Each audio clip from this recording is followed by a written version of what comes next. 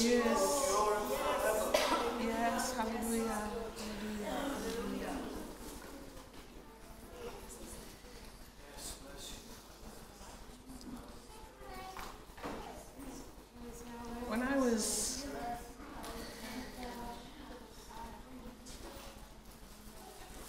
When I was 14 years old, 14 or 15,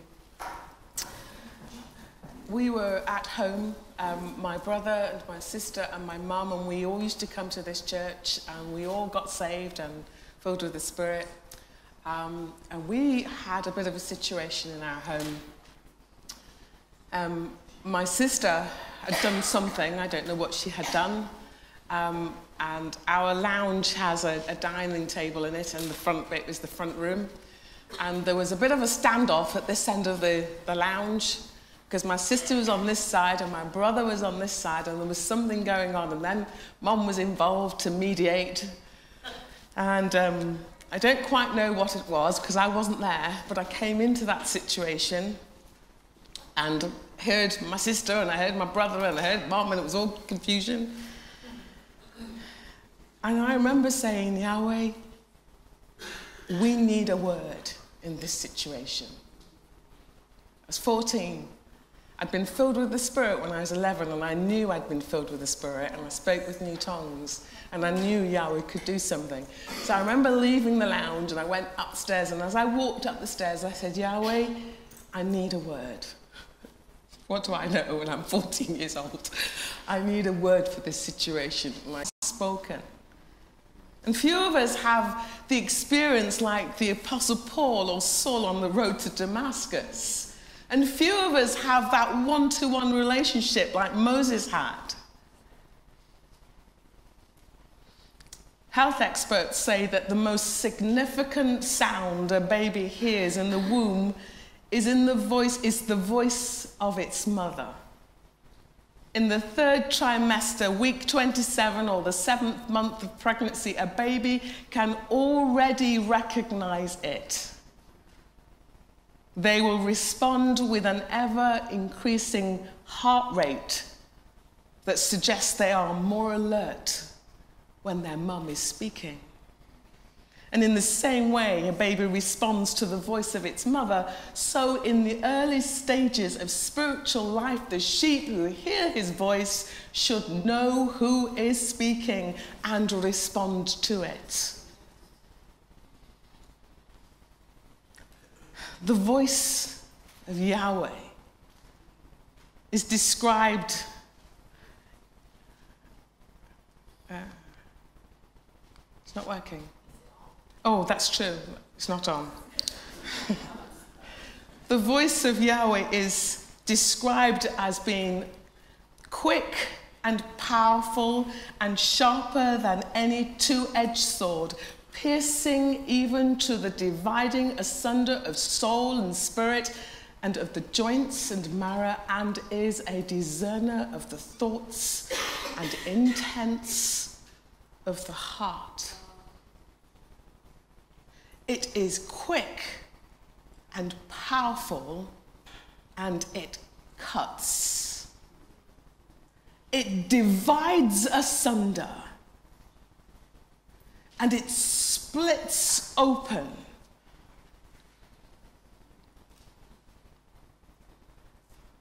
And it cuts and exposes.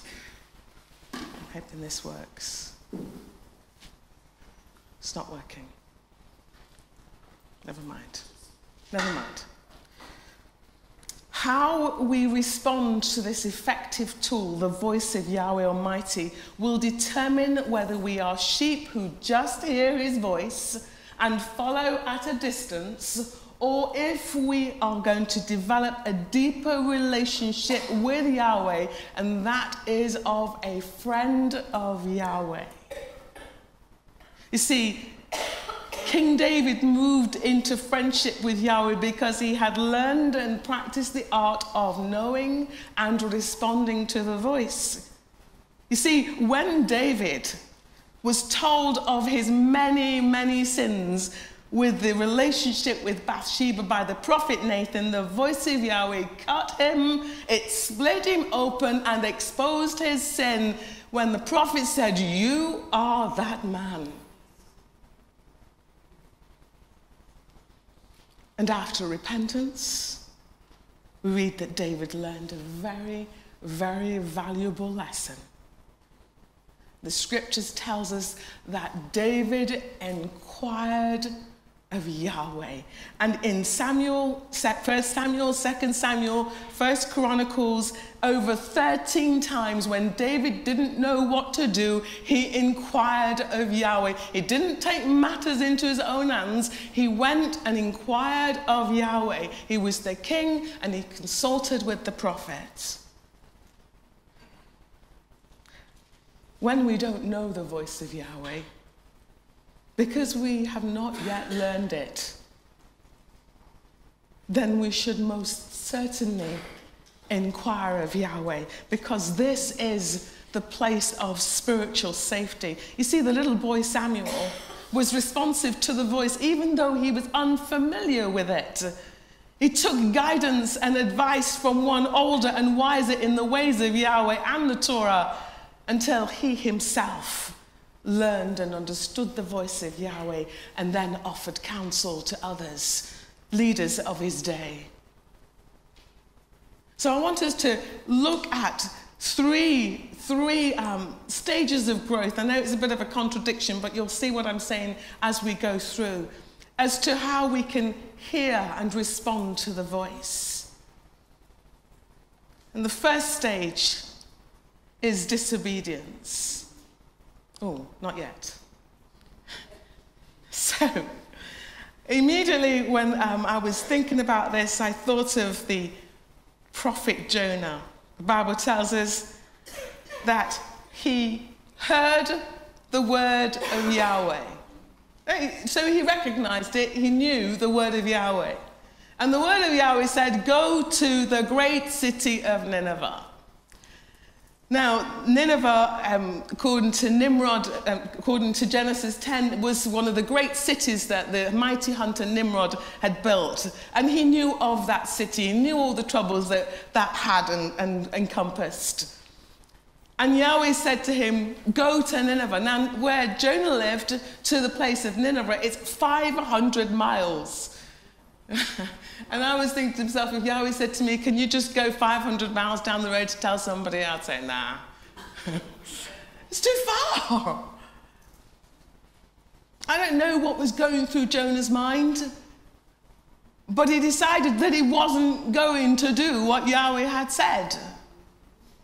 He decided he wasn't going. But what happened?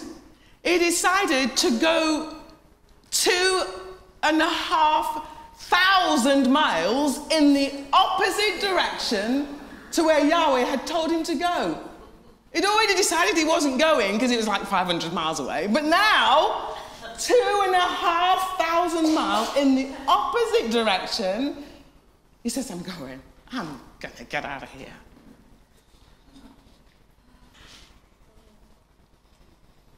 What? You know, we laugh, but we're a little bit like that ourselves. And then I'm only picking out snippets. If you've not read the book of Jonah, there's 4 chapters. It's really easy to read. Please do read it, but I'm picking out snippets. And then Jonah's disobedience catches up with him. He's got a ticket and he's on this ship. And they're wondering what's going on. What in heaven's name's going on? There's a storm and all kinds of stuff's happened. It's only because Jonah's here. What's going on? What have you done? They asked him. So they asked him, "Tell us, who is responsible for making all this trouble for us? And what kind of work do you do? Where do you come from? What is your country? And what people are you?" And he answered, "I am a Hebrew, and I worship Yahweh, the God of heaven, who made the sea and the dry land." See, you know, when I was looking at this story, I've never really looked at this story. I know that Jonah went, and he was disobedient, and then he went again, and that was the sum of it.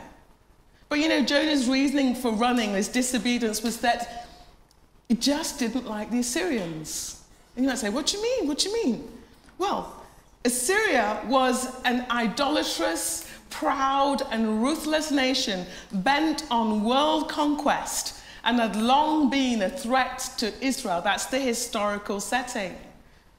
So his reasoning said, no, I'm not going. They don't deserve Yahweh's mercy. So we read in chapter 4, when after he'd been in the belly and this, that, and the other, chapter 4, he says this, he prayed to Yahweh, isn't this what I said, Yahweh, when I was still at home? That is what I tried to forestall by fleeing to Tarshish. I knew that you were a gracious and a compassionate God, slow to anger and abounding in love, a God who relents from sending calamity. Jonah wanted Nineveh to be destroyed. He felt that they deserved Yahweh's judgment for their sins. He didn't want to see Yahweh's mercy extended to his enemies. And my NIV Bible makes a commentary about this whole chapter, and it says this: the story represents Yahweh's loving concern for all people. Nineveh, the great menace to Israel, is representative of the Gentiles. Stubborn, reluctant Jonah represents Israel's jealousy for her favored relationship with Yahweh and her unwillingness to share Yahweh's compassion with the nations. That's what this chapter is about. But I want to stop just for a moment and take a look at this. Because the word came to an unwilling prophetic heart. He was a prophet of Yahweh. The word came, he recognized it, and he said, I'm not going.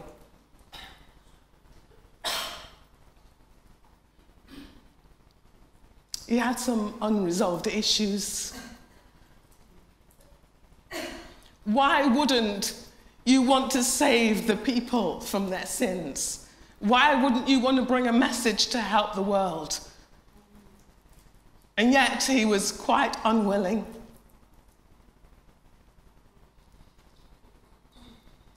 The word of Yahweh came to him, and then it exposed who he was.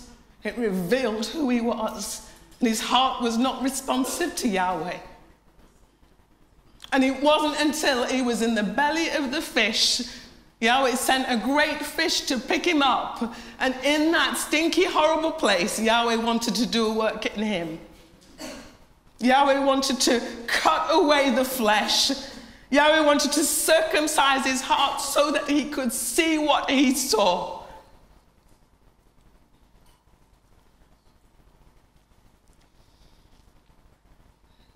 And when he was converted, he vowed to Yahweh, according to Jonah chapter 4, he vowed to Yahweh. We don't know what that vow was, but Yahweh sent him, and he went and he preached to 120,000 people, men, women, and children, and a nation was saved.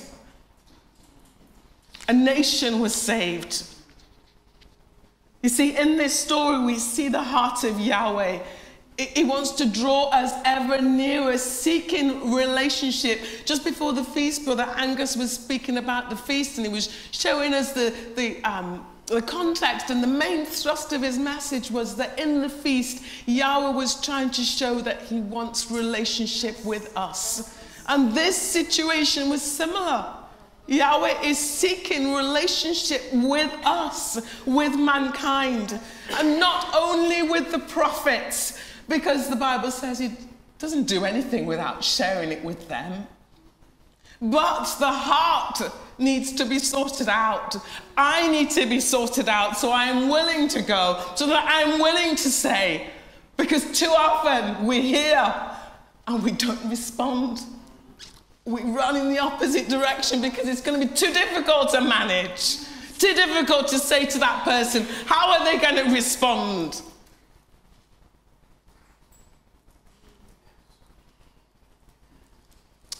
Yahweh wants to share his heart and build a relationship with me. The nation of Nineveh is representative of the Gentiles. Our world needs willing hearts that will go and tell of Yahweh's goodness. Tell of his compassion. Why did Jonah not see that Yahweh was this God who was gracious and kind and wanted to give? But he chose to use his own wisdom, his own judgment for that people, and not the heart of Yahweh. The gates of hell, they cannot prevail if people hear Yahweh's voice and respond by drawing nearer to him. The relationship needs to shift. We need to start getting nearer to Yahweh. What about a second stage? The second stage is one of doubt and uncertainty.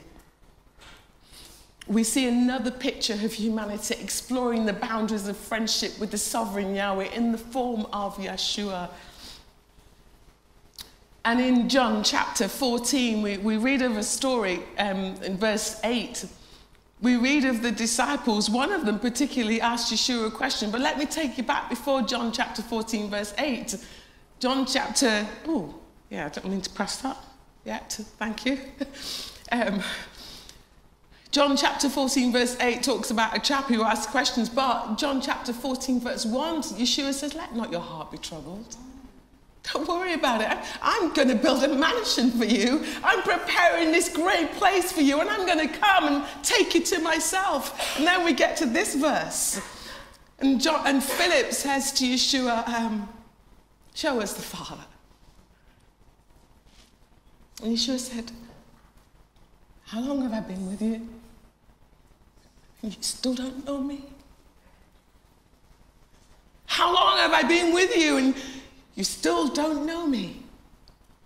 You see, all that he had said of himself, Yeshua as the door, the good shepherd, the living water, the Son of Yahweh, the Son of Man, the light of the world, the bread of life, the truth, the life, everything coupled with his mighty signs, all of this had left Philip unable to make the great step of faith in Yeshua as Lord. And Philip had somehow failed to take in, to recognize that this voice was he who was speaking of himself. He's speaking of himself. This was not a real rebuke or surprise. It was probably more wonder in Yeshua's voices. He had spent 3 and a bit years with these 12 men, showing them who he was, and there was still some doubt in their minds as to who he was. It wasn't really chastisement, it was probably wonder. Whoa. I believe he was bringing them into more of an understanding of who he wanted. He wanted an intimate relationship, a deeper relationship with his 12 disciples and also with us. Yeshua said, if you've seen me, you've seen the Father. Look at me, because that's what you see. That's who the Father is.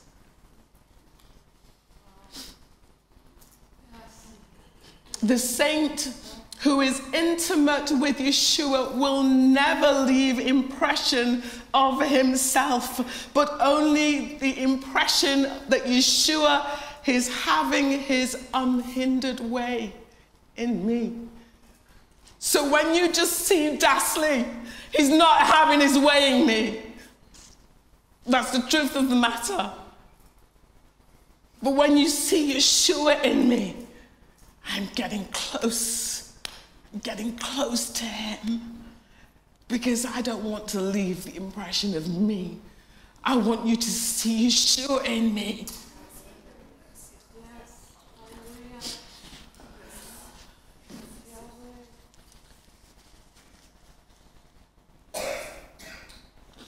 The second illustration under this doubt and uncertainty was that Yeshua continues to build this relationship with his disciples. And there was some recognition by this time. And there's this classic story which all of us know. And shortly before dawn, Yeshua went out to them walking on the lake. And when the disciples saw him walking on the lake, they were terrified. Oh, it's a ghost. And they cried out in fear. But Yeshua immediately said to them, "Take courage. It's I. Don't be afraid." "Lord, Master, if it's you," Yeshua replied, Peter replied, "tell me to come to you on the water." "Come," he said. How is it that in amidst the storm, remember they're fishermen, they know what it's like to be on the water, they know what it's like to be in tumultuous storms and rain and wind and everything that's going on, and Yeshua walks on the lake, and how did they recognize his voice with all the sound of all that was going on? There was some recognition, and then they thought it might be a ghost, but trust was forming and faith was rising. Still, there was a level of uncertainty. If it's you, Yeshua, just tell me to come. And Yeshua says, "Come." And what did he do? He just stepped out of the boat and went up to Yeshua. Something about that voice propelled him out of the boat amidst the storm to walk towards Yeshua.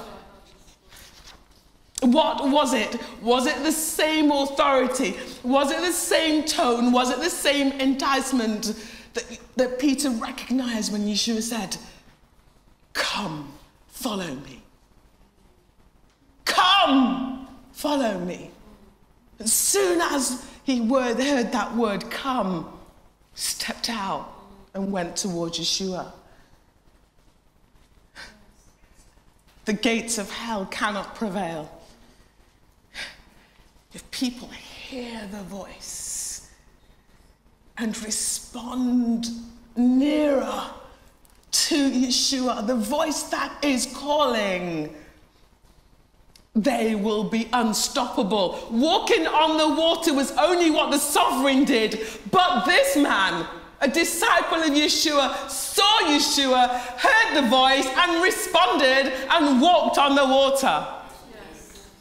Walked on the water. Yes. We don't know how long. We don't even know how far Yeshua was. But when he heard "come," he came. Oh my goodness, defied gravity, defied what was expected. And every one of us can be in that place where we hear Yahweh's voice and miracles will happen if we are responsive to that voice. Yes. He says, "Greater things will you do." Yeshua raised the dead. Yeshua healed the sick. Yeshua cast out demons. That is the heritage of the people who hear the voice. We should be seeing signs and wonders. Actually, we saw a sign and wonder here just a few weeks ago. In a baptismal tank here, one man was sick. He was in hospital. He came from the hospital to see his daughter being baptized. He could not walk. But the presence of Yahweh, the Spirit of Yahweh was moving in this place, so much so that he felt that power go through into his body. Next day he was back at work. That is the power of Yahweh.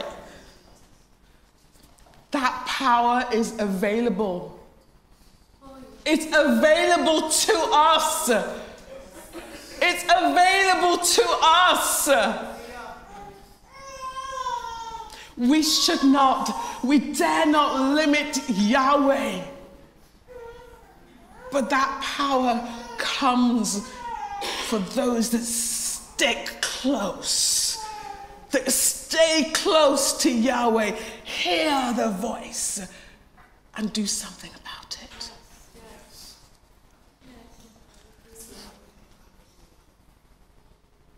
Signs and wonders will follow. And we're not, let's say this here, it's not about signs and wonders to glorify anybody else except the sovereign Yahweh. It's not about money. It's not about give me this and I will do this. No, no, no. It's about glory going to the sovereign one who has all power, all authority, and command over the enemy. He has no place with the child, the man, the woman, the child who hears the voice of Yahweh and said, I'm near. I'm going to use that authority. I'm going to use that power. I'm going to do this because Yeshua lives in me.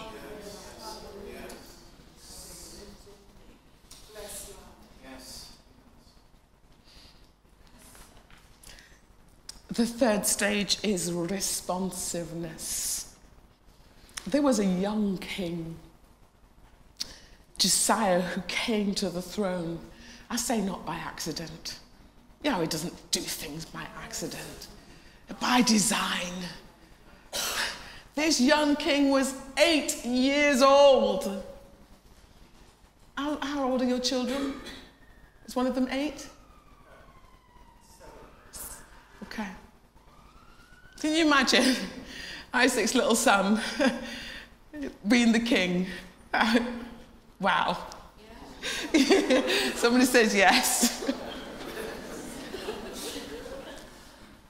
I think when we think of 8 years old, we're like, what does an 8-year-old know? I want to say it's not by accident that that young boy came to the throne.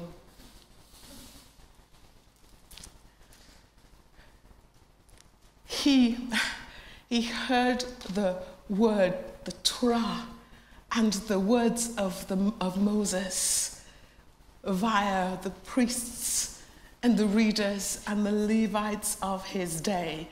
And the Bible says his heart was moved to act.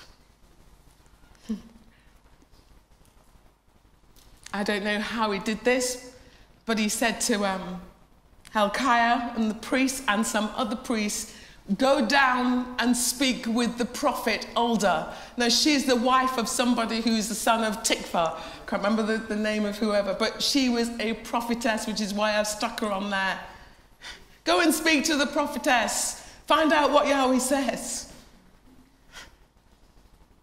Tell the king of Judah, this is what the prophetess Huldah said. Tell the king of Judah who sent you to inquire of Yahweh, this is what Yahweh, the God of Israel, says concerning the words you heard. Because your heart was responsive and you humbled yourself before Yahweh when you heard what I had spoken against this place and its people. And it goes on to say, none of the things that were prophesied over you, over this land, will happen. Let me tell you what this young king did. And this is taken from 2 Kings 23, 22 and 23. This young king, he renewed the covenant before the people, promising to follow Yahweh's statutes and precepts. He removed from the temple of Yahweh all the articles made for Baal and Ashtoreth and all the starry hosts. He burnt them outside of Jerusalem. The temple was cleansed under his reign. Josiah brought all the priests from the towns of Judah and desecrated the high places from Geba to Beersheba. He desecrated Topheth, which was in the valley of Ben-Hannin, so that no one could use it to sacrifice their sons or daughters in the fire to Molech. That's the place that Israel were in at that time. Offering their children to the God other than Yahweh. That's the sin that they were in. And this young man at 8 years old said, no more, no more. He pulled down the altars and shrines in Judah, in Bethel, in Samaria. Josiah got rid of the mediums and the spiritualists, the household goods, the idols of all the other detestable things in Judah and Jerusalem. And then lastly, this king gave the order to all the people: celebrate the Passover to Yahweh your God, as it is written in the book of the covenant. Never had the Passover been celebrated like they did under this king. What does an 8-year-old boy know about these things? He had instruction from those that were near to Yahweh.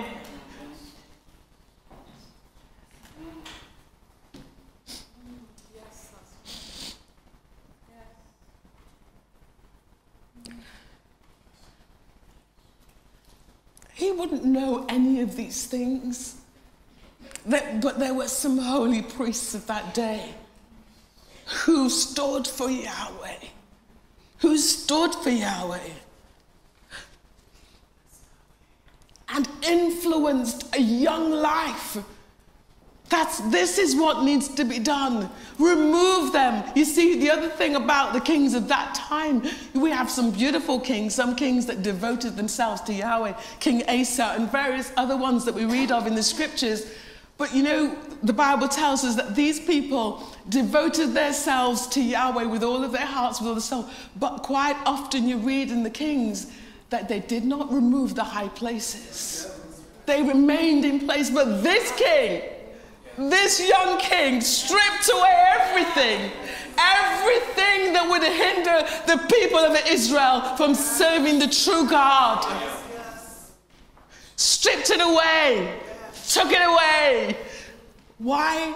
To prevent them thinking that they could probably just go. No, take it away, remove the sin so that the people can live holy lives. And the scriptures gives them a wonderful accolade. Neither before nor after Josiah was there a king like him who turned to Yahweh as he did, with all of his heart, with all of his soul, with all of his strength, in accordance with the law of Moses, all the law of Moses. The priests and the Levites were instrumental in nurturing that young life.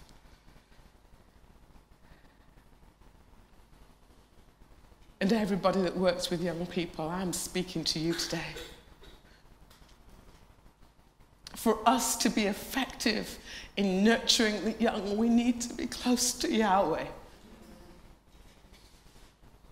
I don't care what 21st century activities are preventing our children being here. When they see us turning to Yahweh, they will come.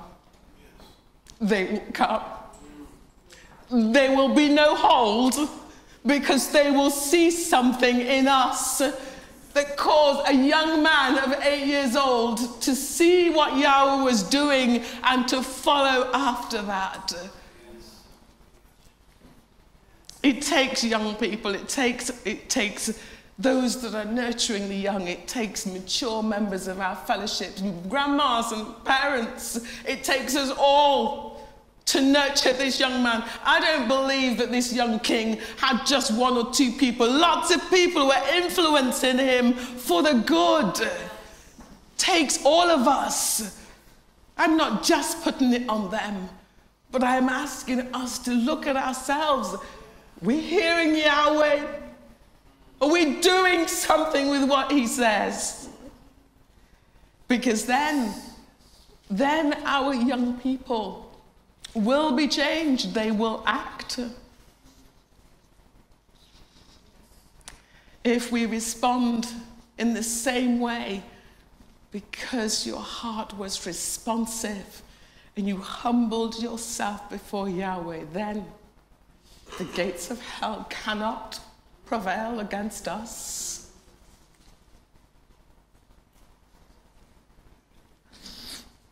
I don't think I could deliver this message today without offering some really practical things, because we can hear a message and we can respond and yes, yes, yes, but what are we going to do about this? What are we going to do about this?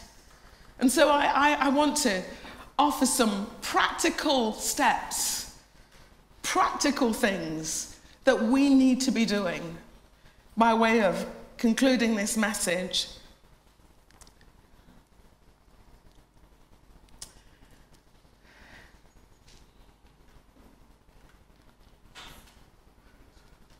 Reduce your TV intake. Let me give you some stats. 28.3 million homes in the UK have a TV. Statistics show that the average Brit, that's us, watch TV 22.3 hours every week. That's a whole day, 24 hours. It's a whole day we watch TV in 1 week. This amounts to 1,100 hours of TV every year. And that is over 50 days every year spent watching TV. 50 whole days watching TV. When I was a young squirt in this church, I've been here since I was a baby in arms. I don't remember, but I felt the effects of it. Elder Peter Warsop must have been preaching the sermon and spoke to some of our sisters, Sister Adassa and Sister Dell, and some of our sisters, Beulah, and my mum was amongst that group and said, the devil's box. TV was the devil's box.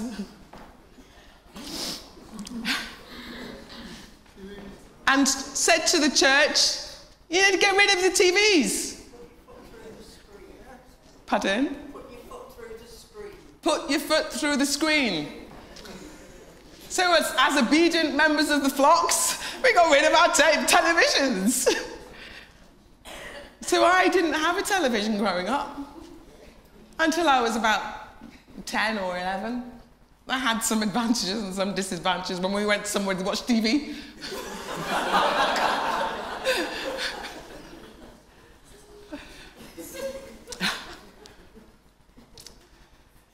I want to say, if the TV was the devil's box, I'm giving my age away now, 40 years ago, how much more, 40 years on, yes, has it been filtering all kinds of rubbish that's coming out to us?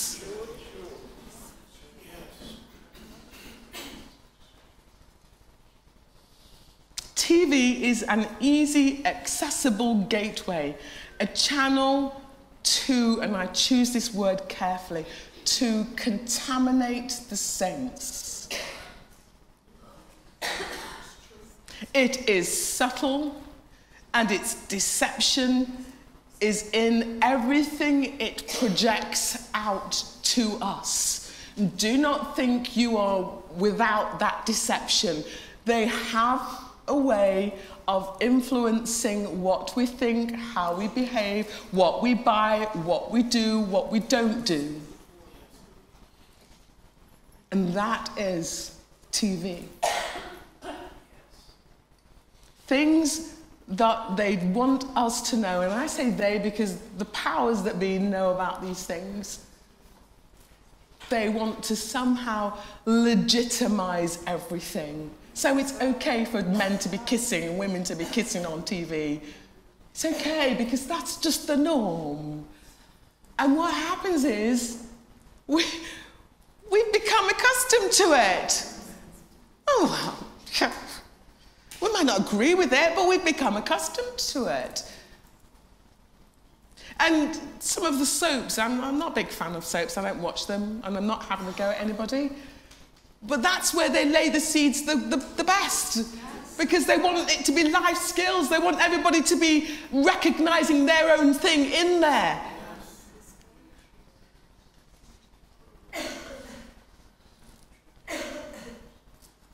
Innocent things that are projected through the media pour into our souls. Like human blood is contaminated with good or bad medication from the doctors or not prescribed from the doctors. As human blood is contaminated, it affects the entire body. So similarly, the deception causes the spirit to be affected, and it contaminates me.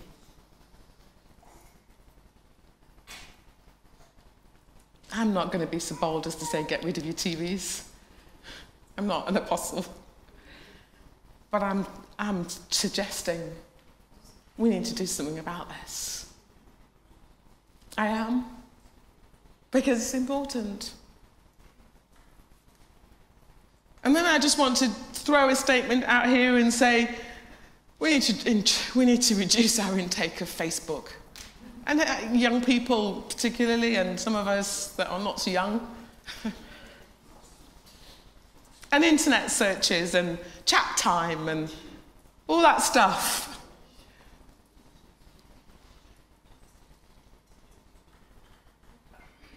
If we want to hear Yahweh, we've got to tune out some of this stuff.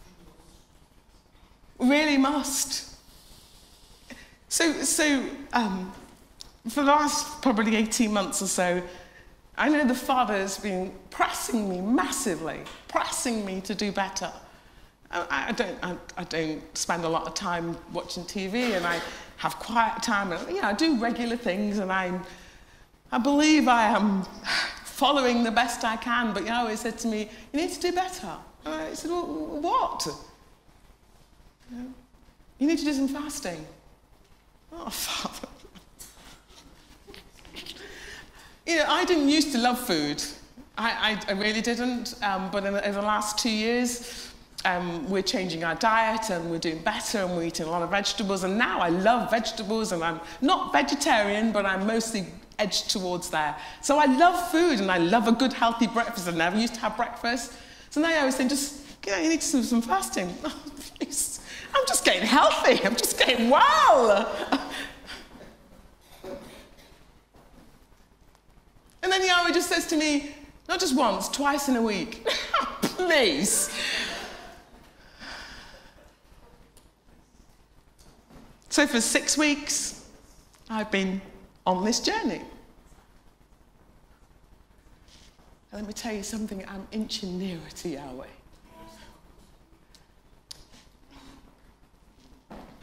Because it costs me something. I like food now. I didn't used to like food much. I could take it or leave it. I like food now.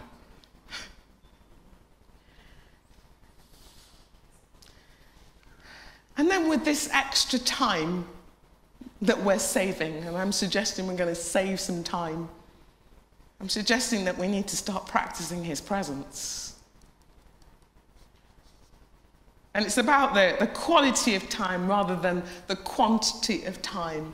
Because quite often when I say to Yahweh saying to me to do better, I could be in my quiet space and I've got this much on my mind and I'm thinking about this, and it's all related to Yahweh and the church and the work and da-da-da-da-da. And Yahweh said, stop. I don't want to know all of that. I want to have some time with you. Lay it aside. But Yahweh, no, lay that aside. I need to connect with you. So my time quite often was spent 10 minutes quality and 20 minutes talking about this and that, and Yahweh help me with this, and da-da-da, and church this, and pray for that one, pray for... No.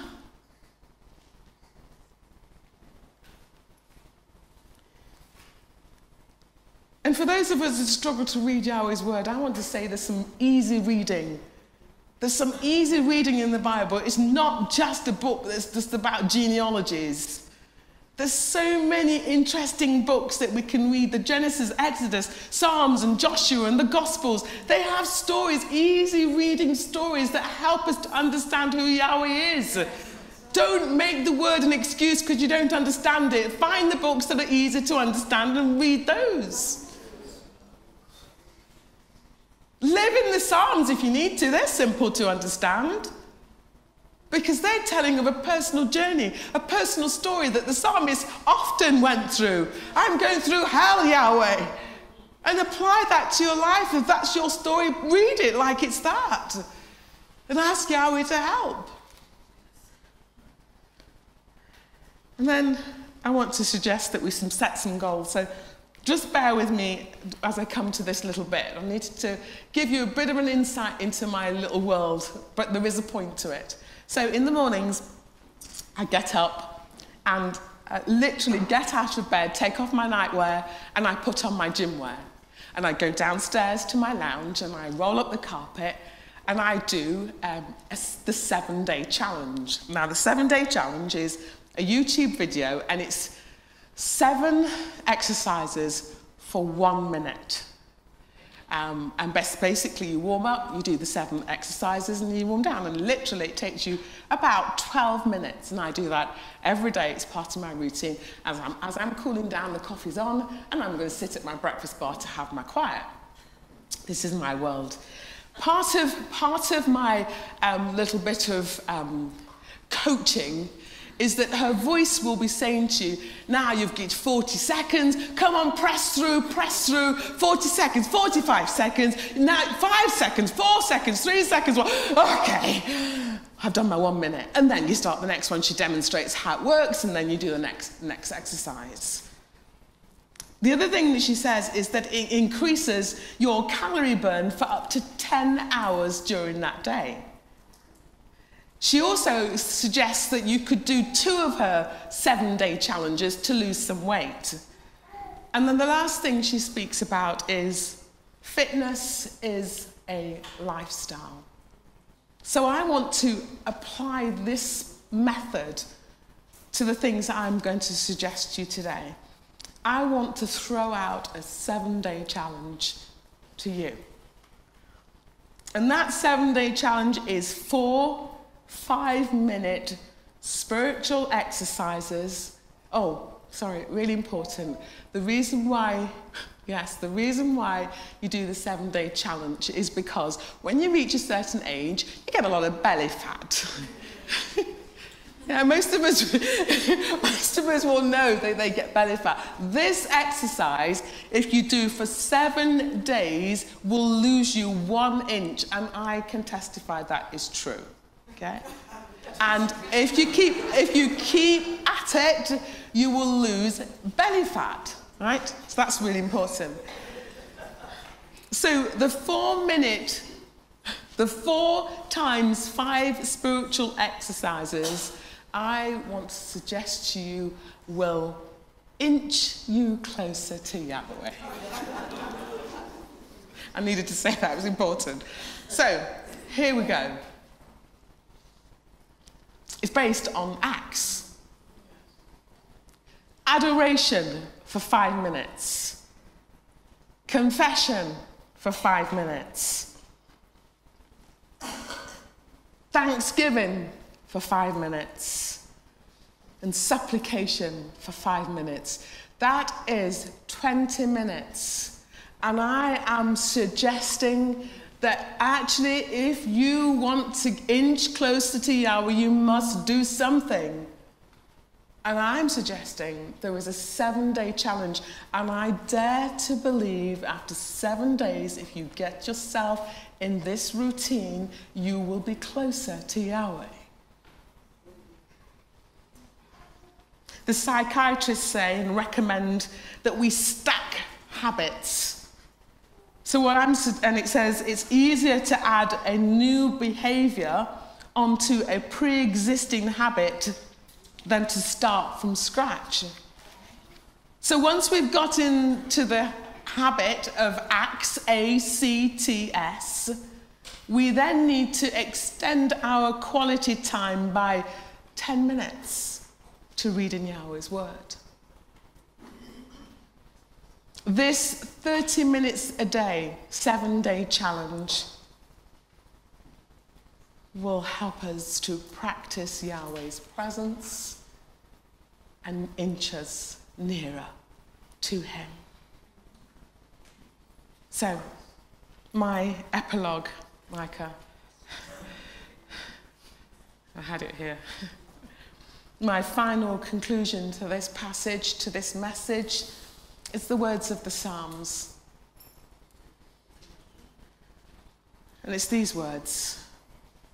Blessed is the one who does not walk in step with the wicked, or stand in the way that sinners take, or sit in the company of mockers, but whose delight is in the law of Yahweh, and who meditates on his law day and night. That person is like a tree planted by streams of water, which yields its fruit in season, and whose leaf does not wither.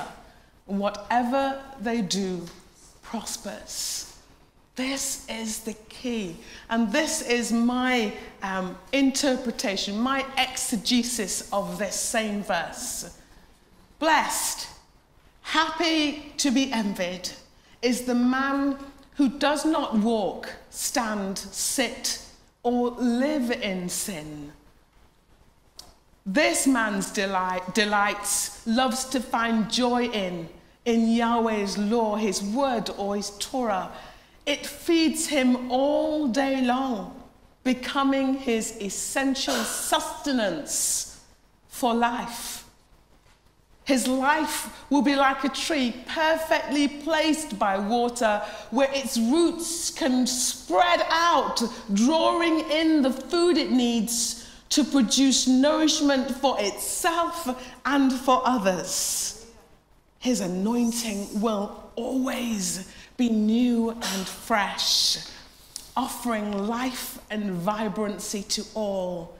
His life will be a success in all he does. This is the evidence of the man or the woman who knows and recognizes the voice of Yahweh.